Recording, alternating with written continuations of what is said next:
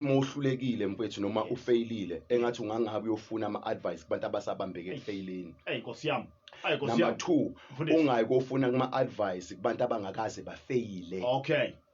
Lento yabona lento ukuthi omunye uyazibuza manje ukuthi kanti ngizowatholaphi manje ngizowalanda kubani uyayibona lona. Ungalinge ufune ama-advice kumuntu osabambeke ekufeyileni. Number 2, ungalinge ufuna ama-advice kumuntu ongakaze afeyile. Alright. Then make sure ukuthi ufuna kuma-advice umuntu wake wafeyila kodwa wadlula ekufeyileni kwakhe. Yes baba, wadlula ekufeyileni kwakhe ngoba baba ukufeyila kuyenzeka omunye umuntu ukuyenzeka ukufeyila kuhlangane nomuntu othi mina sengigculisekile ngokuthi ngifeyilile. Kunabanye abantu mfethu abangadlula esimweni mfethu bakuthola ama-advice kubantu asebenelisekile ekufeyileni kwabo.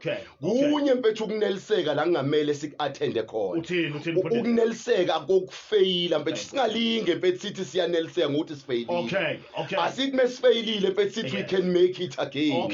Uyayibona ngoba kunomunye umuntu ethi abantu abangaphumi ngenxa ukuthi babuza uHadebe kanti uHadebe vele usabambeke ekufeyileni. Athi uHadebe hayi kuyaphileka kuyaphileka vele ungeyilutho. Yabo kuyaphileka uright nje uyayibona lona.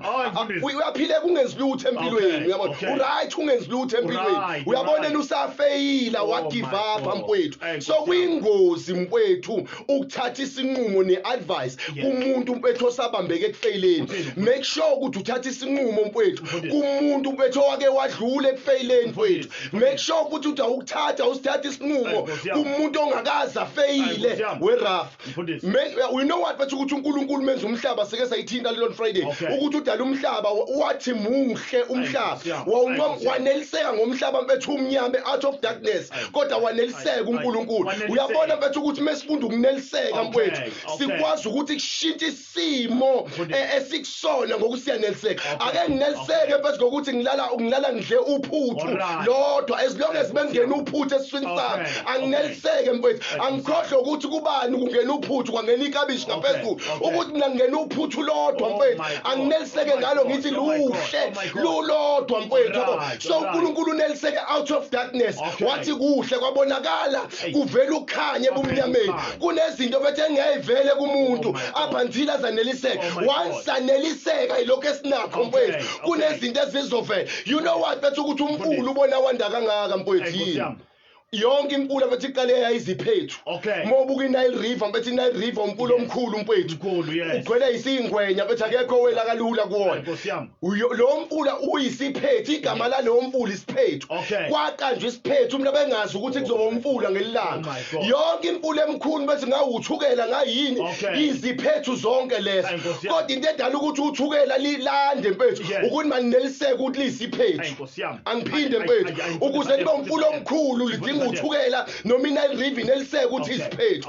Ukuneliseka komuntu bathi ukuthi ivume umfula uyadlula uyakwazi ukudlula unqamule bethi udlule eintabeni ongezona ezangakubo. Ngalesikhathi udlule eintabeni ongezona ezangakho kunamanzi mfethu azodilika eintabeni. Kunezinye iziphethu futhi ezodilika eintabeni zizongena kulomfula mfethu. Into edala ukuthi wande lo mfula ukuthi ukwazile ukuyodlula ngakwabanye abantu. Ukwazile ukuyoncoma abanye abantu empilweni ukuze uphumelele. Funda ukuncoma abanye abantu empilweni ukuze uphumelele. Funda ukushayela abanye abantu abanezinto ongenazo wena. Musu ukuthi njalo umuntu bengeme nezinto ongenazo bese wena uba nomona mfethu. You know what ukuthi kunabantu bethi abazonda izinto ezinhle. Hayi ngoba bezonda izinto ezinhle, hayi ngoba bekayifuni. Bathi umuntu ukuthi angifuni mina. Kanti kuye khona iproblem ukuthi kunesitha sakhe esinaleyo nto. Uyabona into ebingamsiza nebengayidinga empilweni akasayidinga empilweni ngenxa yokuthi kunesitha sakhe esinaleyo nto. Ake sifunde bethu ukuneliseka. Engake ngathi imlaleli weligwa FM ekseni kumsomluka ake sifunde sonke ukuneliseka mfethu. You know what bethu ukuthi umuntu onganeliseki ngasonke isikhathi uhleze eyibona ngazuthi ungcono kunabanye abantu. wonke umuntu onganeliseki mfowethu Yes. uhleze ezibona ngathi ungcono kunabanye abantu. You know what bethu ukuthi umuntu wethu kuyenzeka umuntu avuke bethe egqoka igown mfowethu Okay. andade negown usuku lonke mfowethu Yes. ayitshela ukuthi umakhelwane mfowethu Yes. akanayo igown azibona athi ungcono kunomakhelwane umuntu Okay. ogqoka iphinini. Okay. Sometimes empilweni khona omunye umuntu okazibone ngathi ungcono lo nemoto kunongena moto mfowethu ukuthi anginamoto nginemoto nginani anginani siyafana mfowethu empilweni ungaboyitshela ukuthi wehlukile kunamunye umuntu ungaboyitshela ukuthi uma ugqoka igown mfowethu omunye umuntu akanayo noma kuthiwa akanayo mfowethu asike isidingo sokuthi empilweni ushow off omunye umuntu ngezinto osinazo mfowethu ake ufunde ukuneliseka ukujabulela izinto zakho ake ufunde futhi ukujabulisa omunye umuntu empilweni ake ufunde ukujabulela omunye umuntu onezinto ongenazo wena ungabocabanga ukuthi empilweni ungcono mfowethu ngoba umuntu wesifazane ukayigqoka igown hayi ngoba ukuthi uyagodola usayigqokisa ukuthi babone ukuthi eyami yihle kunaleya loya ya eyami igown iclean kunaloya engawashwa uyabona lo you know what bethu ungalingi uyitshela ukuthi ungcono mfethu lalela rafu mfethu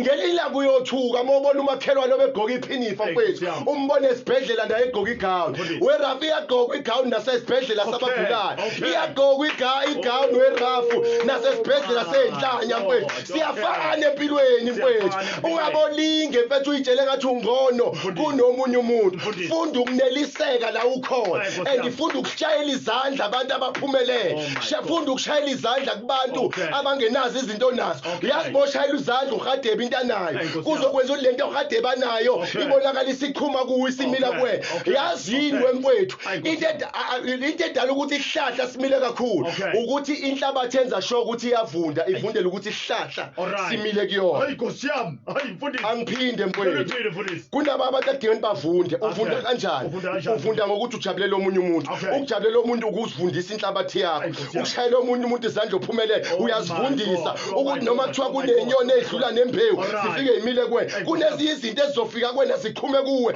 kunezinye izinto nemisebenzi ezofika kuwena ungayithandazelanga kunemisebenzi ezofika kuwena ungazange uyidinge ifike indabula ngenxa ukuthi ifiqwe inhlabathi evundile mona mfethu wenza inhlabathi yakhe ingavundi wenza impilo yakhe ingavundi ake sishayela abantu abathi izandla baphumelele mfethu ake sishayela abantu izandla mfethu abantu abanezinto esingenazo mfethu and make sure ukuthi ungalingi uyitshela ukuthi ungcono kunomunye umuntu sonke siyafana baba